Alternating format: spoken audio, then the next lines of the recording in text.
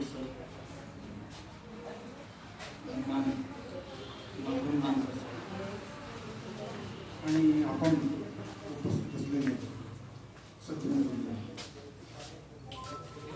आज आपण या ठिकाणी जी नवीन लढाई आपण लढण्याचं ठरवलेलं आहे त्यासाठी आपण या ठिकाणी मुख्य ही मुख्य लढाई आहे. आपल्याला आजपर्यंत शासनाने मुक्ताबाद आपल्याला सवलतीपासून वंचित केलेलं आहे. मध्ये आपले जी जागृती, परंतु त्याचे सुद्धा भाग पडलेले आहेत आणि आपल्याला फार कमी 2.5% एवढं फार कमी आपल्याला आरक्षण मिळालेलं आहे. आणि एवढं असताना सुद्धा आपल्याकडे ज्या आरक्षण घेणारे आहेत NT ब मध्ये खूप प्रमाणामध्ये आहे, खूप जाती आहे. एवढ्या तुमच्या वर्गवारीमध्ये आपला समाज हा फार मानतो. परंतु आपली जी जात आहे ही सुरुवातीला SC मध्ये मोडत होती, परंतु कोणत्यातरी कारणामुळे म्हणा की आपल्याला सवलत मिळणं बंद झालं. तर ती सवलत आपल्याला मिळाली जर असली तर आपण खूप काही प्रगती करू शकलो असतो, पण दुर्दैव तसं नाही. आता नवीन दमाचे आपले पुढारी सुरू झालेले आहेत, त्यामध्ये यांनी ही लढाई लढायचं ठरवलेलं आहे आणि या कोर्टामध्ये आपल्याला अधिक यश मिळालेलं आहे आणि लवकरच पूर्ण यश आपल्या ह्या कार्याला मिळेल असं मला वाटतं. त्यासाठी आपली संघटना, आपले जे लोक आहेत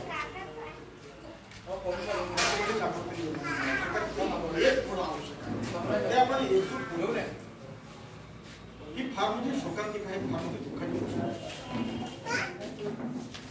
कोणतेही संघटना, कोणतेही यश येण्यासाठी काही पथ्य पाळावं लागतात. ते पथ्य पाळणं अतिशय आवश्यक आहे. एखाद्याला रोग झाला तर नुसतं औषध देऊन भागत नाही, तर त्याला पथ्य काही पाळावं लागतं. आपला जो ग्रुप आहे त्या ग्रुपमध्ये अनेक अशा प्रकारचे वाद होताना आपल्या जो ग्रुप आहे त्याच्यामध्ये लाखणीच्या काही लोकांनी एक सभा ठेवलेली आहे. ठेवली असेल तर हरकत नाही, परंतु ग्रुपमध्ये यायला पाहिजे असं मला वाटतं. कारण त्यामुळं लोकांच्या गैरसमज हे कमीत कमी एक टाळायला पाहिजे. या व्हॉट्सअप ग्रुपवरतीच अनेक अशा प्रकारचे उपाय आहेत, एकमेकांना शिव्या देणं सुरू आहे. हे असं व्हायला नको. जर एकमेकांना जर काही बोलायचं असेल, काही प्रश्न मांडायचे असतील किंवा जवळ जायचं असेल, काही बोलायचं असतील तर त्या फोनद्वारे आपण एकमेकांच्या शंकांचं निरसन करता येईल. परंतु यासाठी एकमेकांचं पाय ओढण्याचे काम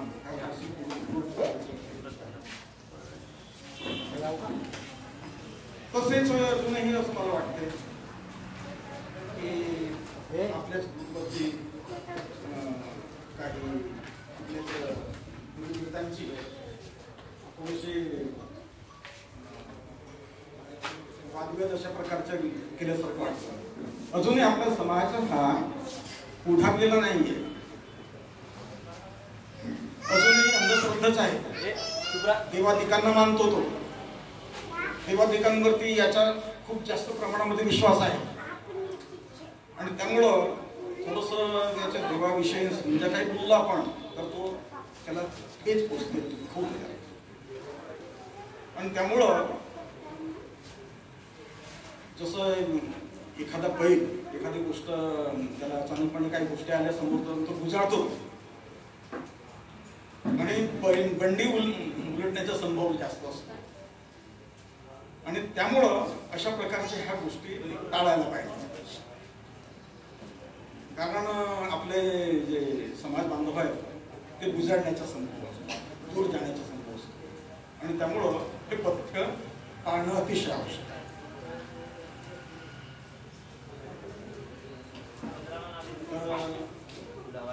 एवढं बोलून की आपले क्वेश्चन.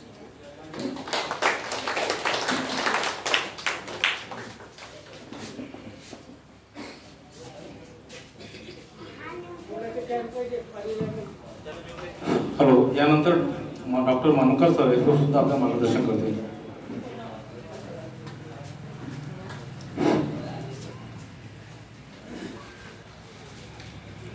भारतीय आरक्षणाचे जनक छत्रपती शाहूजी महाराज, परमपूज्य डॉक्टर बाबासाहेब आंबेडकर, मत्स्य महर्षी माजी खासदार ज्योतिरामजी बर्वे, आजच्या कार्यक्रमाचे अध्यक्ष प्राध्यापक जनार्दनजी नागपुरे सर, आजच्या कार्यक्रमाचे प्रमुख मार्गदर्शक अनुजजी केवळ, माझे मित्र बकरे साहेब, आदरणीय मंच वैचारिक मंच, तसेच बंधू भगिनीनो, आज मी थोडंसं एक यूपी मधला एक किस्सा सांगतो आहे.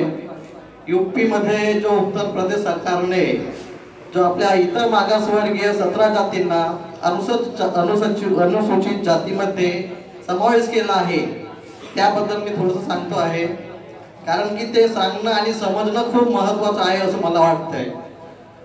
तिथे उत्तर प्रदेश सरकारने इतर मागासवर्गीय वर्गवारीतील 17 जातींना एससी समूहामध्ये समावेश केला आहे. हे प्रतिपादन तेथील सामाजिक न्याय तथा सक्षमीकरण मंत्री गौलत साहेब यांनी ते प्रतिपादन व्यक्त केले आणि त्यांनी म्हटलेलं आहे की जे उत्तर प्रदेश सरकारने हे केलेलं आहे ते योग्य प्रक्रियेचं पालन न करता त्यांचा समावेश केलेला आहे. उत्तर प्रदेश सरकारने असं करायला नको होतं. तसेच त्यावरच एक बसपाचे नेते सतीशचंद्र मिश्रा यांनी पण त्यावर आपले मत व्यक्त केले की खरंच उत्तर प्रदेश सरकारने असं करायला नको होतं, कारण की हा जो अधिकार आहे कुठल्याही अनुसूचित जाती जमाती किंवा इतर मागासवर्गीय यादीमध्ये समावेश करणे किंवा बदल करणे हा केवळ संसदेचा अधिकार आहे.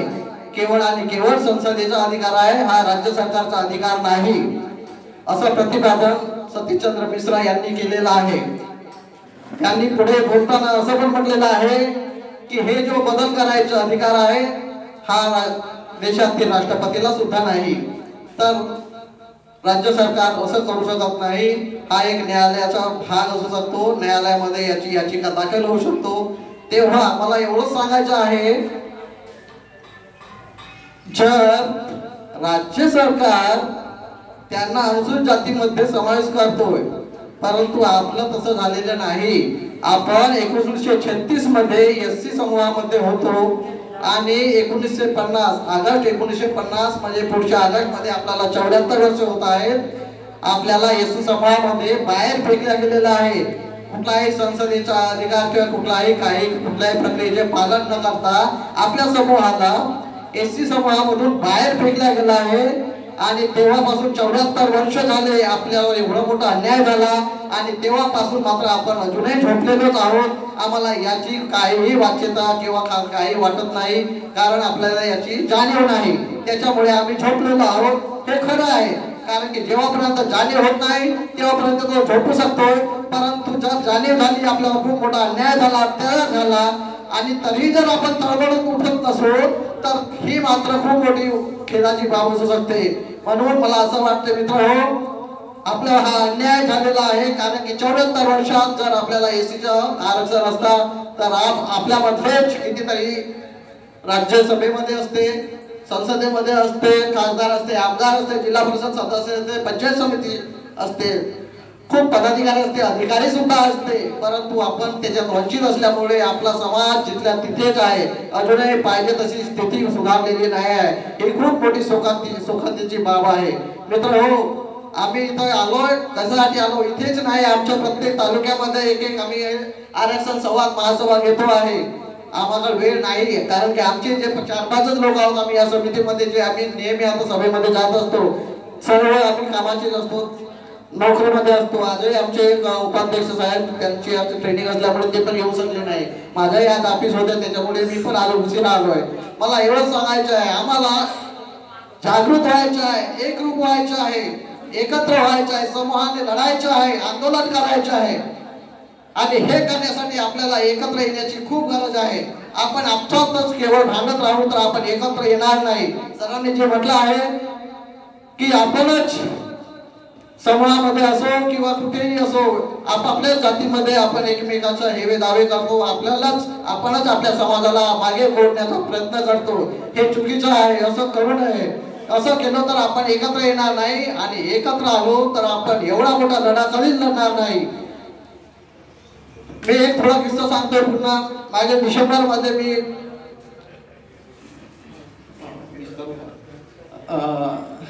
कार्तिकजी मिश्रा साहेबांचं स्वागत कोणीतरी करावं असं मला बरं. हा, मी मागील डिसेंबर मध्ये अनुसूचित जाती आयोगाकडे गेलो होतो. तेथील कमिशनरांशी माझी चर्चा झाली. त्यांनी मला स्पष्ट सांगितलं, साहेब म्हणे आम्ही आपली प्रक्रिया करतो आहोत, आम्ही आपली प्रक्रिया सुरू आहे आमची, त्यांनी त्यांची प्रक्रिया सुरू करतायत.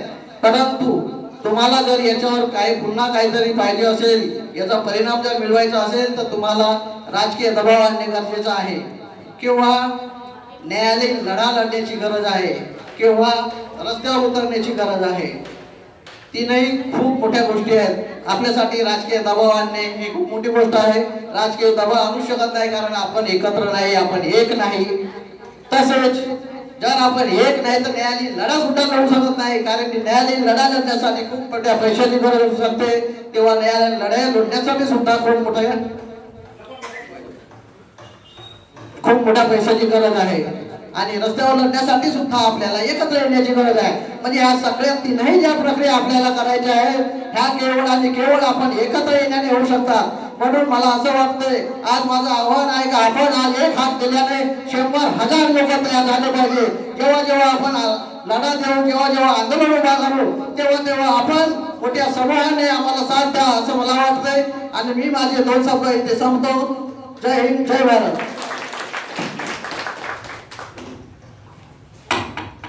धन्यवाद सर.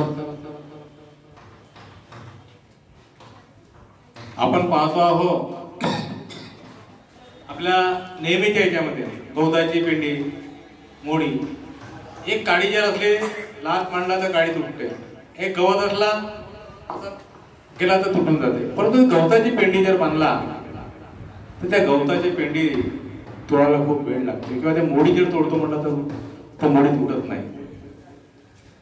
पण मित्रांनो एक लक्षात घ्या, लपरानं म्हणजे लपरा काय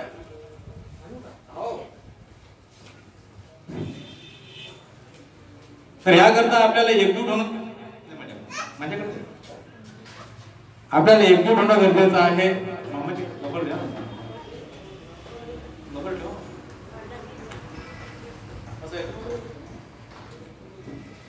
आता आपल्या समाजातले लोक, बरेचसे लोक अंगूळ वगैरे विकते, केळं विकते. केळाचा जर 10-12, 5-6 जर एक घड असला, फणी असली तर तिची किंमत वेगळी राहते. आणि तोच त्या फणीतून केळ जर वेगळा एक राहिला त्याची किंमत वेगळी राहते.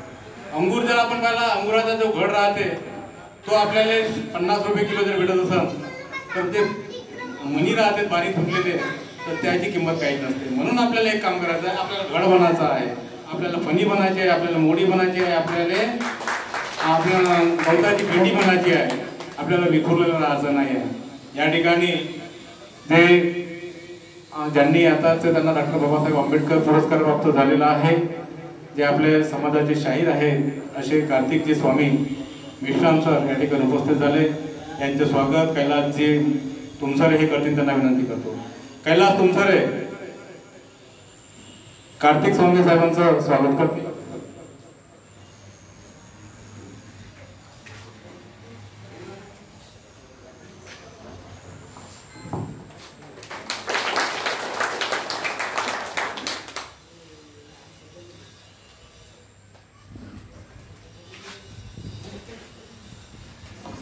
आणि अखिल डिवर विकास समितीचे जे सक्रिय कार्यकर्ते आहेत आणि ज्यांनी लागणीमध्ये एक चांगला कार्यक्रम आखलेला आहे असे विष्णुजी चाचेरे सर या ठिकाणी उपस्थित झाले आहेत.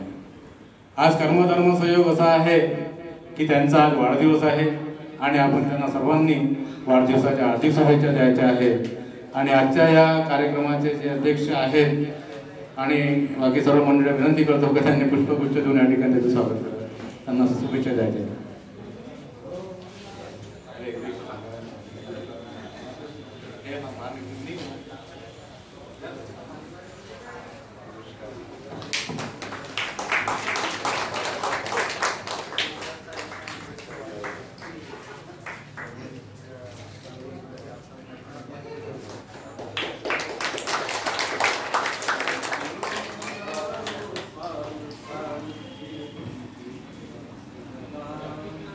Happy birthday to you.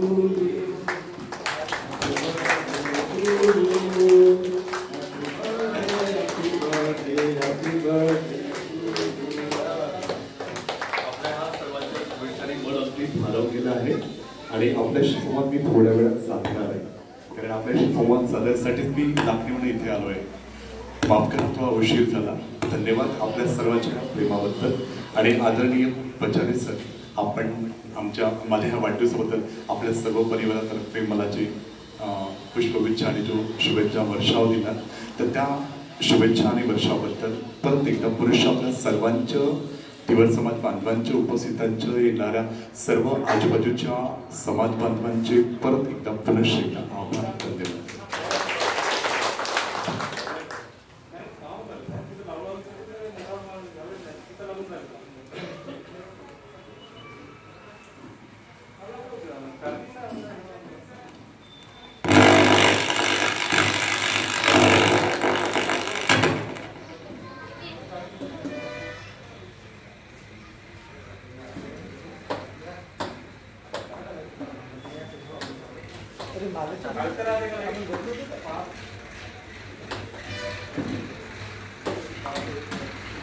बरं, यानंतर हर्षजी वाघमारे हे आपल्याला मार्गदर्शन करतील.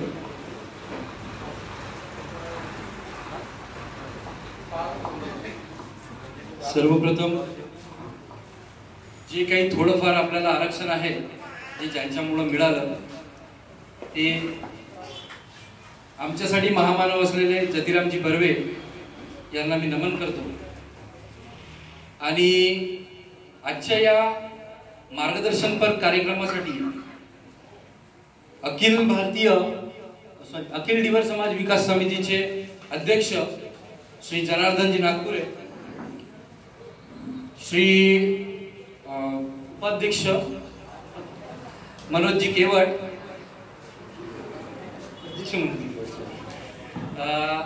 तसंच मानकर सर, मेश्राम सर, आमचे कार्तिक भाऊ मेश्राम, त्यानंतर मंचावर उपस्थित सर्व मान्यवर आणि उपस्थित सर्व माझे ढिवर समाज बांधव. आज ज्या विषयावर आपण चर्चा करण्यासाठी सर्वजण एकत्रित आलेलो आहे तो म्हणजे आरक्षण. आणि आरक्षणाचे जे कॅल्क्युलेशन्स आहेत, ज्या काही वजाबाकी बेरीज जे काही आहेत ते तर आपल्याला मार्गदर्शक सांगतील, पण मी सोप्या भाषेत तुम्हाला सर्वांना सांगू इच्छितो.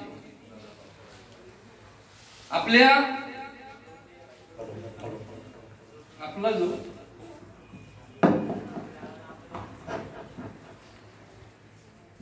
आपला वास्तविक जीवनात ज्या काही घटना घडत आहेत त्याच्यावर थोडासा तुम्हाला समजू इच्छितो.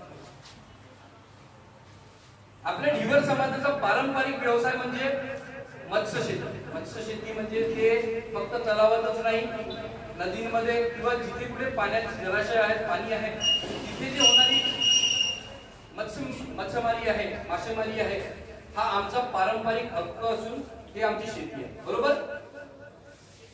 याच्यानंतर नदी पात्रांमध्ये होणाऱ्या ज्या डांगरवाड्या आहेत त्या जवळपास माझ्या मते अनेक वर्षांपासून, शेकडो वर्षांपासून आपण त्या डांगरवाड्या करतो. या डांगरवाड्या दुसऱ्या समाजाची कोणी लोक करतात, फारसे करत नाही. जास्त प्रमाणात जर करणारा असेल, 90% करणारा असेल तर तो आमचा ढिवर समाज.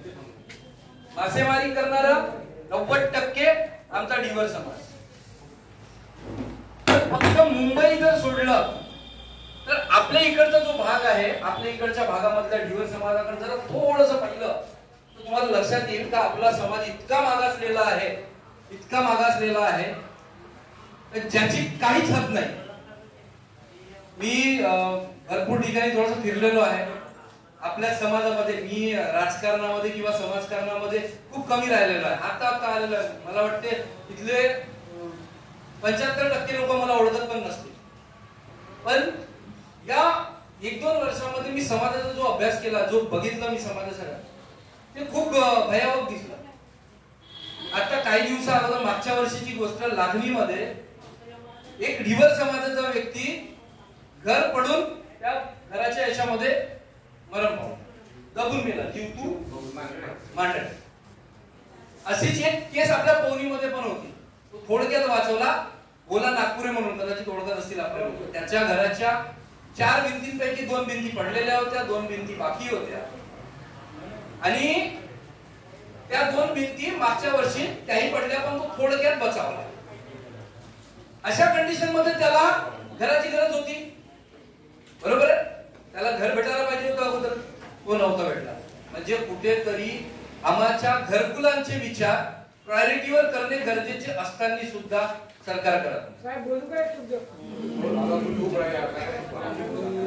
नदीच्या पात्रांवर आपले सर्वात जास्त ढिवर समाज हा बसलेला आहे. नदी पात्रांवर नदी पात्र मोठे होत चालले, पसरत चालले. त्याच्यामुळं माती वाहून आपले घर पण वाहून चाललेले आहेत. अनेक ठिकाणी अशी कंडिशन आहे की आमच्याकडे शेती नाही, आमच्याकडे जागा नाही, आम्ही अनेक ठिकाणी भूमिहीन आहोत. भूमिहीन असताना आम्हाला घरकुल कशाने नव्हता ते, पण शेवटी घरकुल बांधण्यासाठी जागा तर गेली नदीत वाहून, मग घर बांधायचं कुठं? हाही प्रश्न आहे का?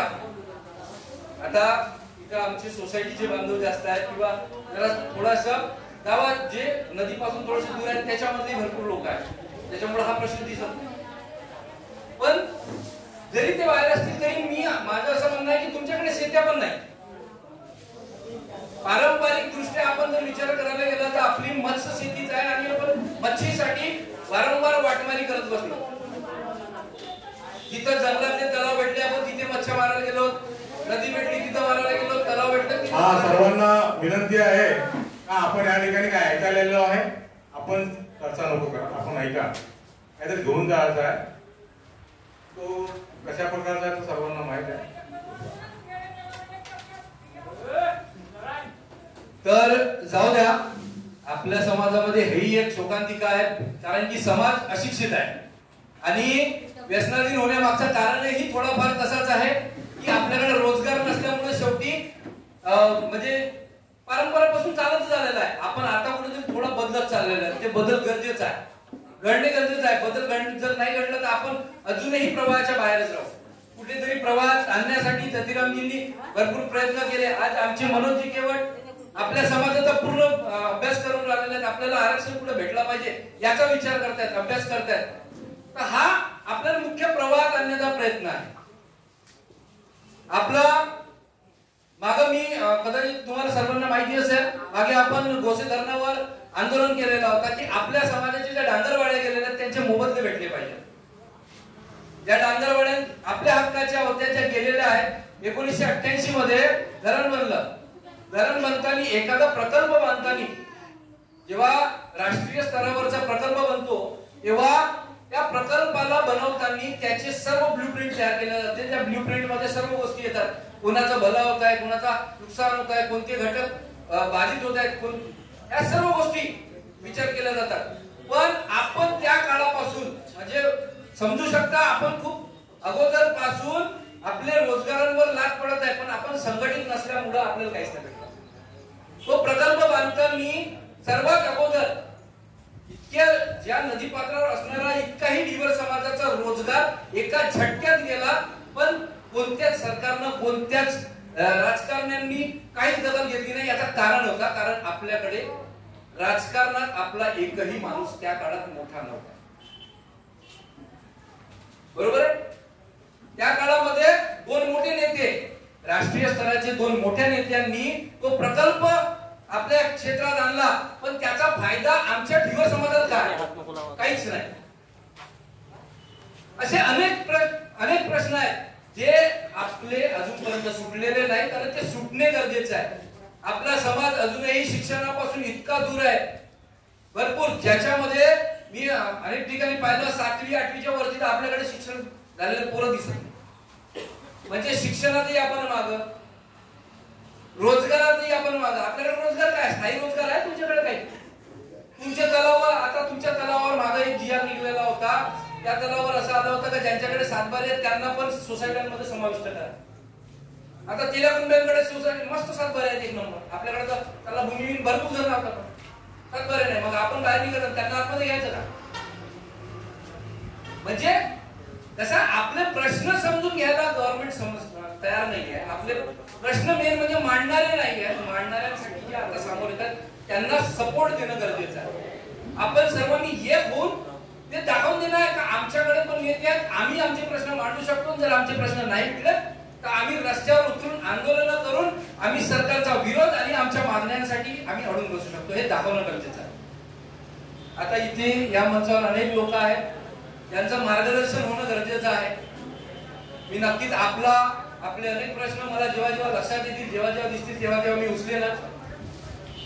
या क्षेत्रामध्ये आमचे प्रकाशजी पचारे यांनी प्रकाश भवनी भरपूर काम केलेलं आहे. त्या काळापासून समाजाला कुठेतरी बांधून ठेवलेलं होतं. पण आता थोडासा युवा नेतृत्वाची पण गरज आहे. मी इथून आव्हान पण करेन माझ्या तालुक्यातील, माझ्या जिल्ह्यातील लोकांना, जो युवा वर्ग जो समोर येऊ शकतो, बोलू शकतो, जो आपले प्रश्न मांडू शकतो, त्यांनी समोर यावं, त्यांनी जुळलं पाहिजे. संघटनात्मक आपण काम केलं पाहिजे. जोपर्यंत आपण एकत्र येणार नाही तोपर्यंत आपल्या समस्या सुटू.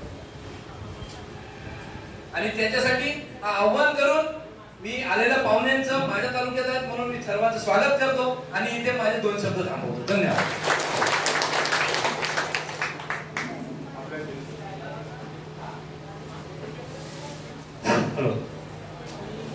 आपल्या समाजातून त्यांना डॉक्टर बाबासाहेब आंबेडकर पुरस्कार मिळालेला आहे.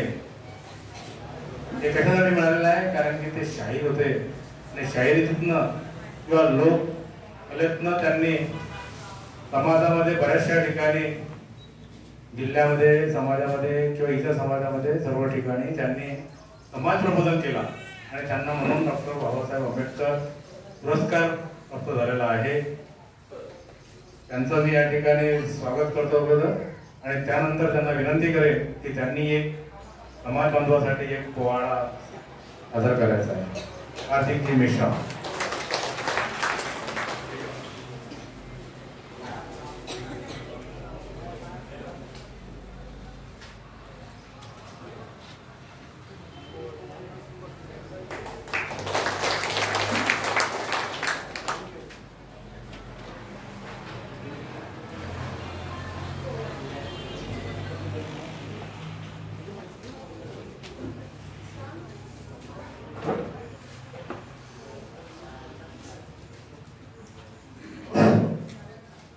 ज्यांनी आम्हाला थोडं का होईना आरक्षणाचे जनक म्हणता येईल आपल्यासाठी असे स्वर्गीय ज्योतिरामजी बर्वे यांना नमन करतो.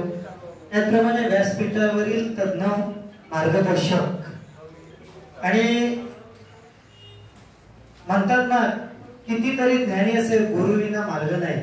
आणि म्हणून हे व्यासपीठावरील बसलेली मंडळी आहे, नागपुरेची आहे, मनोजी किंवा विश्रामजी यांच्या यात आपल्या समाजामुळे मला जवळजवळ 4 पुरस्कार, सत्कार, कोर्ट विभाग आणि आता महाराष्ट्र शासनाचा शासकीय प्रसारक म्हणून मी काम करतो.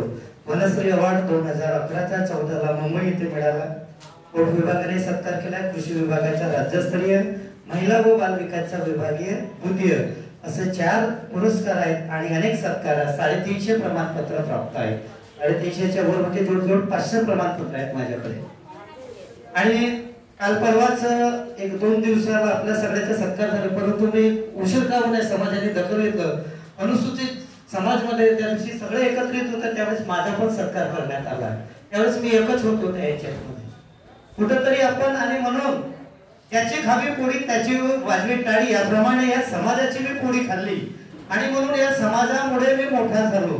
खरं सांगतो, एकट्याने माझ्या आई वडिलांनी मला फक्त जन्म दिला, पण या समाजाने मोठं केलं त्यावेळेस प्राध्यापक जनार्दनजी नागपूर सर आहेत हे खेड्यापाड्यात जाऊन आज जसं तुम्हाला जागृत करणार त्यावेळेस मला वाटतं 96-97ला ते गावागावात फिरले आणि जागृत झाले. त्यांनी पहिला मंत्र दिला होता बाबासाहेब आंबेडकरांचा, शिका, संघटित व्हा आणि संघर्ष करा. हा मंत्र त्यांनी त्यावेळेस सांगितलं होतं. त्याच मंत्राचा मी उपयोग करून स्वतः मी कमी शिकलो पण माझ्या मुलींना शिकवलं मी. 4 मुलींना 4 डिग्र्या, चौथीला एक पहिली बी झाली, दुसरी MSc, तिसरी MSW आणि चौथी BSc फॉरेस्ट्री कृषी विद्यापीठ अकोला येथे शिकत आहेत फॉरेस्ट्रीला. आणि म्हणून या ठिकाणी खऱ्या वेदना कोणाला होतात, जसं एखाद्या आई वडिलाने आईने बाळाला जन्म दिला त्या आईला वेदना निश्चित होतात, त्याप्रमाणे या समाजाने खऱ्या अर्थाने जन्म दिलेला आहे. परंतु हे बाळ आज रडत आहे उघड्यावर, यांना काय त्रास होत आहे हे यांनाच माहित आहे. आणि म्हणून वेदना यांना जाणवत आहे. आम्हाला काय हो मिळता आहे खाले को कोण जात आहे कमाले को, ही गमत आज आमची झाली. आणि म्हणून आज 75 वर्ष झाले आज त्यांना तर वेदना होते की समाजाला का बरं जागा होत नाही, का बरं वेदना होत नाही त्यांना झाल्या. लहानपणापासून लहान प्रकारे एखाद्या आईला कसं बाळ कसं का करत नाही, का बरं भूक ओरडतो तो, ह्या प्रत्येक गोष्टीचा त्याने अभ्यास केला आणि त्यांना जाग आली नाही आता आम्ही झोपून राहिलं नाही पाहिजे. आणि म्हणून त्यांना वेदना झाला. आणि म्हणून त्या अखिल धीवर विकास समितीने काय केलं ऐका जरा तुम्ही. असं नाही सांगत, थोडं गाण्यातूनच सांगतोय.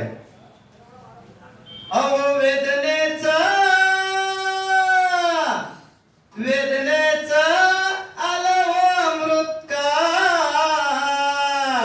आता आपल्याला जागा व्हायचा, वेदना सर्वांना वाटायला पाहिजे. आणि ही वेळ आली आहे, काळ आपल्या डोळ्यासमोर मोठा.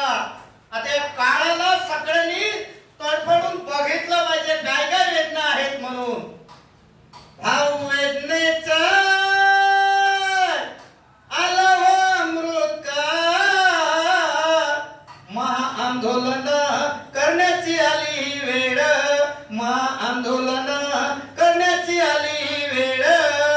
आणि का बरं वेळ आली आहे ही आता आपण कानाचे पडदे खोलून उठावं, आता झोपेतून उठा. आरक्षण संवाद महासभा, विचार करण्याची महासभा, आरक्षण संवाद महासभा, विचार करण्याची महासभा. आज इथं आरक्षण सांगताय का बरं, टोपलीभर सोनं कामाचं नाही पण वालभर सत्ता कामाची आहे का नाही भाऊ. टोपलीभर सोना कामाची नाही. आज आपल्या हक्काची जागा होती म्हणून वालभर सत्ता इथं तुम्ही बसलो. हे तर कोणी बसू दिलं असतं का भाऊ, किराया लागला असता, टॅक्स लागला असता, फुकट कोणी बसू देत नाही. म्हणून ही वालभर सत्ता म्हणजे आपल्या हक्काची होती सोसायटी, म्हणून या ठिकाणी बसण्याची व्यवस्था झाली बरं का. आणि म्हणून यासाठीच आपल्याला विचार करण्याची आता वेळ आली. कोणासाठी विचार करायचा हो तुम्ही, प्रकारचे पचारासाठी का? काही गरज नाही त्यांच्यासाठी विचार करण्याची. विचार कोणासाठी करायचे की तुम्हाला ज्यांना ज्यांना मुलं आहेत, मुली आहेत, नातवंड आहेत, त्यांच्या येणाऱ्या पिढीसाठी तुम्ही सगळ्यांनी आता विचार करायचे आहे. उभेवाले काका म्हातारे सगळे जवान पोरांनो तुमचं उद्या लगीन होणार आणि त्या येणाऱ्या बाळासाठी विचार करायचे आहे तुम्हाला. आणि म्हणून स्वतःच्या हक्काची आहे लढाई, अव स्वतःच्या हक्काची आहे लढाई. महाआंदोलन करण्याची आली ही वेळ, महाआंदोलन करण्याची आली ही वेळ. वेदनेचा आला हो अमृतकाळ. महाआंदोलन करण्याची आली ही वेळ, महाआंदोलन करण्याची आली ही वेळ. अवढीवर समाजाचा इतिहास पुराव्यास खास हो, ढीवर समाजाचा इतिहास पुराव्यास खास हो. आणि आज कोणी या ठिकाणी बरेच म्हातारे आहेत, आमचे दाढीवाले बाबा आहेत, त्यांना म्हणावं काही एखादा पाठपुरावा तरी आहे का? नाही, त्यांचे जर मिळणार नाही. आणि म्हणून या